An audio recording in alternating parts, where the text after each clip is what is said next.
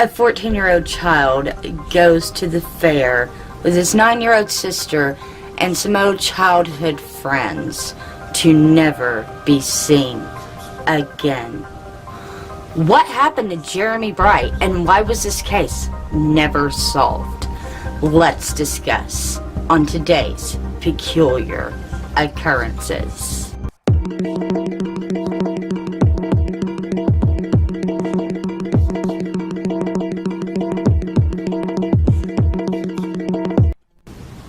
Jeremy Dolan Bright was born on May 25th, 1972.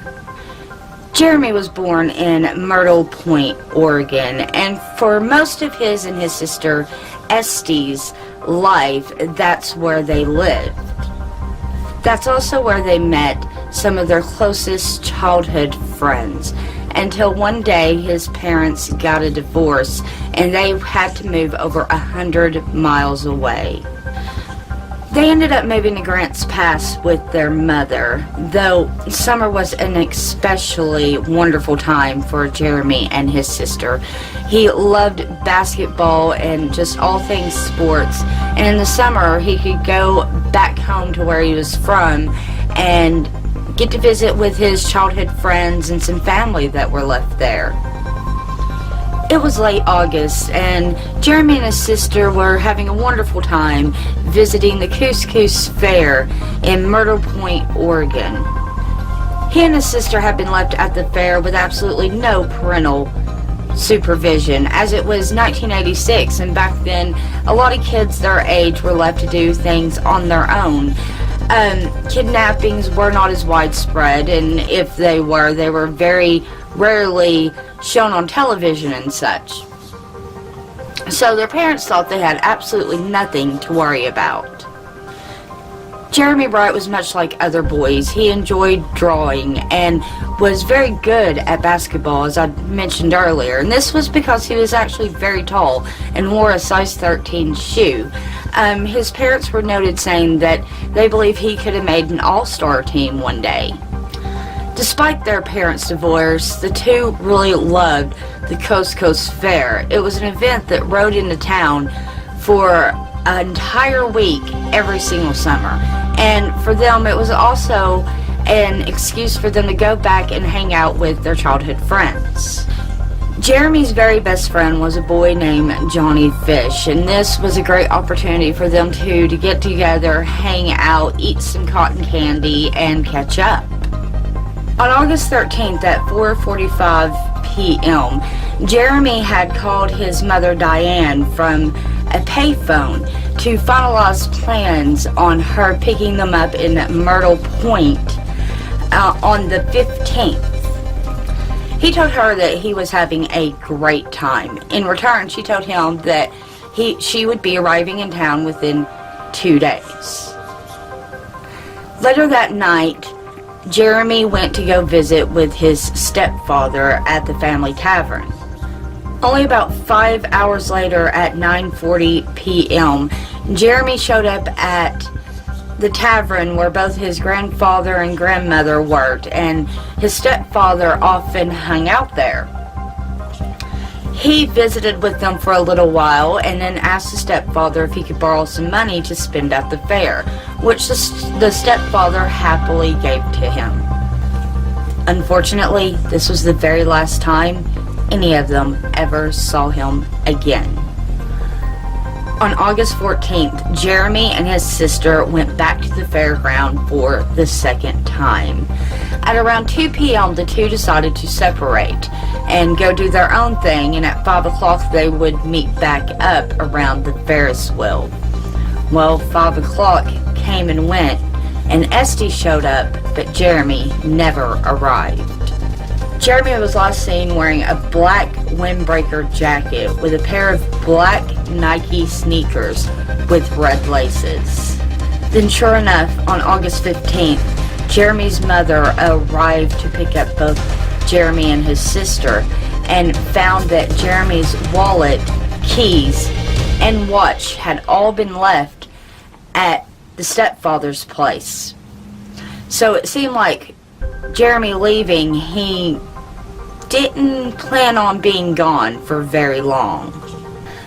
The following day, I don't know why they waited a day, but the following day, Jeremy's mother reported it to the police. The grandfather and stepfather and grandmother had not seen Jeremy since the Thursday beforehand, when he had left the bar. At first, the police believed that perhaps Jeremy may have run away and joined the fair.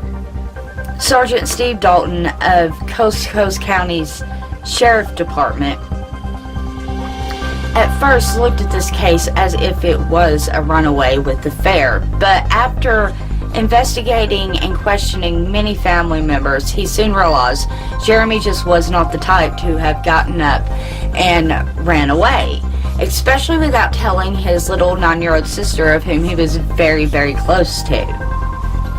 The fair ended on Sunday, August 17th, 1986, and as the fair people packed everything up and headed out of Myrtle Point, it left the town people questioning everything and in dismay. They started pointing fingers at each other, and pretty soon rumors started to fly, but still the question remained: what happened to Jeremy Bright? One of the rumors put Jeremy Bright at a Myrtle Point party, where supposedly he had gotten a hold of a beer laced with a powerful drug that in turn caused him to overdose. Then, in an act of solidarity, all of the other party goers got him and moved his body away from the scene. Now, rumors flew about this and an investigation happened, but nothing was ever found. And honestly, to me, it sounds a little bit too much like the plot to the movie I Know What You Did Last Summer. That's just my take on it. Another story puts Jeremy at a local swimming hole with a bunch of his friends. Supposedly, Jeremy had gotten into a scuffle with 3 other boys and was severely injured. The boys took him off 10 miles away and tried to nurse him back to health, but failed and he died. And supposedly they buried him in a shallow hole in the area. Well, police got a hold of this rumor and they did go out and search the area, and nothing again was ever found. Years later, another rumor started.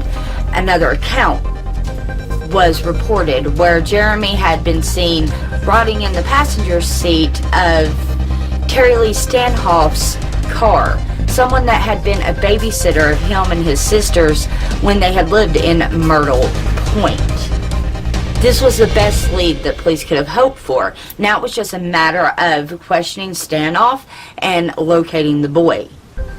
The year was 1989, a grueling 3 years after Jeremy's disappearance, when his case was featured on the television program Unsolved Mysteries, which brought renewed attention back to this case and to the rumors of Terry Lee Stanhoff.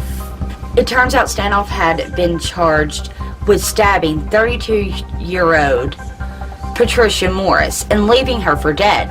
The police renewed the search and expanded the area to include places that had cabins around Oregon, and found nothing. Meanwhile, Stanhoff, who was our best chance of finding Jeremy, was not being very cooperative. He knew that at this point there was absolutely nothing else they could do to him unless he incriminated himself, so he was very, very careful not to. Meanwhile, Jeremy's family finally has decided to try to move on. In 2011, they held a memorial service for Jeremy. In their mind, they have put him to rest. Will we ever know what truly happened to Jeremy Dolan Bright? I don't know. Maybe. Hopefully. I don't know. But I'd like to know what you think about this peculiar occurrence down below. And while you're down there, don't forget to check out my description box for your peculiar occurrence merch. And don't forget to hit that thumbs up button. Share this out to all your peculiar friends. And if you're new here, hit that subscribe button. And don't forget to hit that bell or you won't even know when I upload.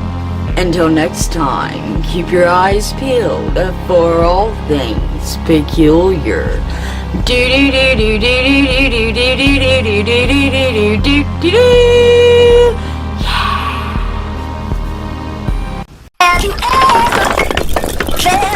Are you listening?